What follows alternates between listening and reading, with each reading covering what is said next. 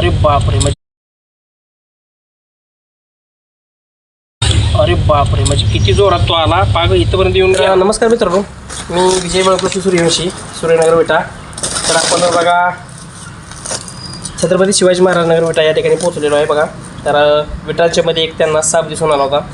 आपण बघितल्यानंतर ते लक्षात आलेलं आहे की तो इंडियन स्पेक्टिकल कोब्रा आहे. हायली वेनमस असतो, त्याच्यामध्ये न्यूरोटॉक्सिन प्रकारचे विषाणू येत असतं. तर बघा घराच्या बाजूला जर अशा विटा तुम्ही लावत असाल तर थोडीशी काळजी दक्षता घ्या, विटा उचलताना वगैरे काळजी घ्या. आता आपण त्याला पकडून घेऊया. तो विटांच्यामध्ये बसलेला आहे आणि आपण त्याला बाहेर घेणार आहोत. तर आपल्याला या ठिकाणी तो दिसलेला आहे. तर बघा तो कशा पद्धतीने दिसतोय. हा आहे इंडियन स्पेक्टिकल कोब्रा. तर त्याच्यामध्ये बघा आवाज करतोय, बघा तो फुसफुसतोय. त्याचं तोंड आपल्याला दिसतंय, जीभ बाहेर काढलेली आहे. आता साप पकडत असताना एक काळजी काय घ्यायची असते, सगळ्यात महत्त्वाचं त्याचं तोंड कुठं आहे ते बघायचं. आता आपण समजून त्याला असं टच करायला गेलं त्याचं तोंड जीभ आपल्याला बघा, म्हणजे की त्याच्यापेक्षा आपली चपळता जास्त पाहिजे तरच सर्पमित्र होणे योग्य आहे.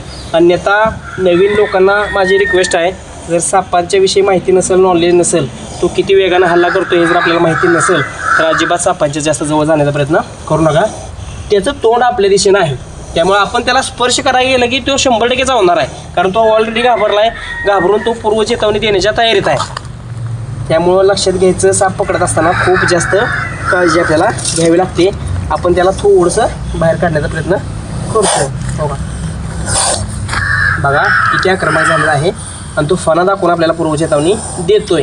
अशा सापांना, ॲग्रेसिव्ह सापांना एकदम काळजीपूर्वक आपण त्याच्या रेंजमध्ये येणार नाही याची दक्षता घेऊन आपल्याला ते पकडावं लागतं आहे. बघा याचं इंग्रजी नाव इंडियन स्पेक्टिकल कोब्रा आहे. आता स्पेक्टिकल कोब्रा का म्हणलं जातं तर त्याच्या फण्याच्या पाठीमागं 2 चष्म्यासारखे गोल असतात आणि V चिन्ह असतं. ते म्हणजेच काय, मोडी लिपीतला 10चा अंक असतो, त्याच्यामुळे त्याला इंडियन स्पेक्टिकल कोब्रा असं म्हणलं जातं. बघा आणि बायनोसिलेट कोब्रा असं पण म्हणलं जातं. बायनोसिलेट म्हणजे दुर्बिणीसारखे 2 गोल दिसतात म्हणून याला बायनोसिलेट कोब्रा पण म्हणलं जातं. बघू शकताय तो कशा पद्धतीने आपल्याला पूर्व चेतावणी देतोय. घाबरून तो पूर्व चेतावणी देतोय, म्हणजे की तो संध्याकाळी येऊन बदला घेईल किंवा डूक धरेल, हा सगळा पूर्णपणे चुकीचा गैरसमज आहे. आपण त्याला आता कशा पद्धतीने पकडतोय काळजीपूर्वक बघा आणि व्हिडिओ बघून कुणी सापाला पकडण्याचा डायरेक्ट प्रयत्न करू नका. सापांच्या विषयी प्रशिक्षण असणं, माहिती असणं अत्यंत महत्त्वाचा विषय आहे. आपण त्याला बाहेर घेतोय. तो अजून अरे बापरे म्हणजे किती जोरात तो आला, पाग इथपर्यंत येऊन गेला पण त्यानं बाईट केली नाही. म्हणजे लक्षात घ्या त्याची रेंज कितीपर्यंत आहे हे आपल्याला लक्षात घ्यायचं असतं. त्याला तर आपण न त्रास देता बाहेर घेण्याचा प्रयत्न करूया.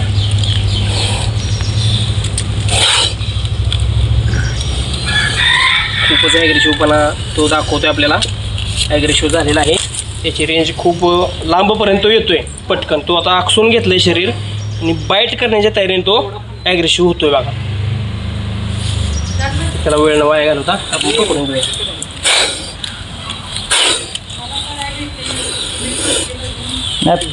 पकडल्यावर बघू दे. बरणी घेऊ दे. बरणी आहे का त्याला दुसरं काय बघूया. नाही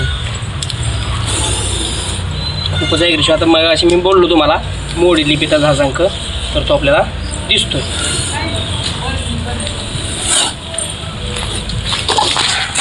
नाही घाबरू नका, त्याला सोडत नाही मी. फक्त विषय कसा असतोय मोडी लिपीतला 10चा अंक आपल्याला दिसतोय.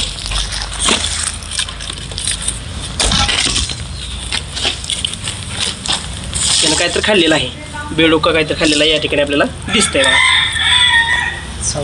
हो बराच मोठा आहे आणि त्याला न वेळ वेळ घालत आपण पकडून घेऊया. एखादी पिशवीची काय का बघा, बरणी एखादी आहे काय बघा, छोटीशी बरणी असते बघा, बरणी आहे का बघा, एखादी बरणी. तिकच चांगलं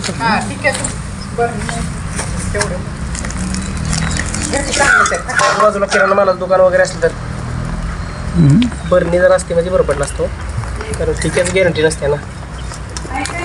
तर बघा मित्रांनो, आपण जमिनीला हात लावून बघतोय, जमीन तापलेली नाही. लक्षात घ्या, जमीन जर तापलेली असेल तर जास्त वेळ त्याला असं ठेवायचं नाही, कारण त्याला खालून त्रास होत असतो. आता ही जी मुवमेंट आहे त्याची थोडंसं नॉर्मली फणा तिरका समजून तो पाठीमागं बघतोय ना, त्यावेळेला सर्पमित्रांना कॉल आल्यानंतर आम्ही दोघंही त्या कॉलवर येऊन, आता तुमचं नाव काय? सुहास वाघ. सुहास वाघ. बघा हे सुद्धा कॅमेरामॅनच्या स्वरूपात आपल्यासोबत उपस्थित आहेत. त्यांचं मनापासून खूप खूप धन्यवाद. आणि आपण त्याला सुरक्षित रेस्क्यू करून आता जंगलातमध्ये सोडून देणार आहोत. माहिती आवडली असेल तर लाईक करा, शेअर करा आणि आपल्या सर्व मित्र विजय सूर्यवंशी या यूट्यूब चॅनलला सबस्क्राईब करून बाजूचं बेल आयकॉन बटन दाबून ऑल ऑप्शन क्लिक करायला विसरू नका. जय हिंद, जय भारत, जय महाराष्ट्र मित्रांनो. तर बघा मित्रांनो, आपण थोड्या वेळापूर्वी पकडलेला हा स्पेक्टिकल कोब्रा खूपच सुंदर पद्धतीनं जंगलामध्ये निसर्गाच्या सानिध्यामध्ये निघून गेलेला आहे. तर बघा मित्रांनो, त्यानं काहीतरी खाल्लं होतं आणि त्यानं ते ओममेट वगैरे काहीसुद्धा केलेलं नाही.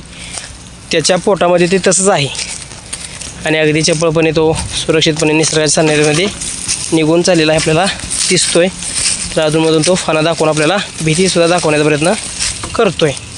आपण त्याला कुठल्याही प्रकारचा त्रास न देता सुरक्षितपणे निसर्गात सोडलेला आहे बघा मित्रांनो. तर बघा मित्रांनो, माहिती आवडली असेल तर लाईक करा, शेअर करा आणि आपल्या सर्व मित्र विजय सूर्यवंशी या यूट्यूब चॅनलला सबस्क्राईब करून बाजूला बेल आयकॉन बटन दाबून ऑलचं ऑप्शन क्लिक करायला विसरू नका. जय हिंद, जय भारत, जय महाराष्ट्र मित्रांनो.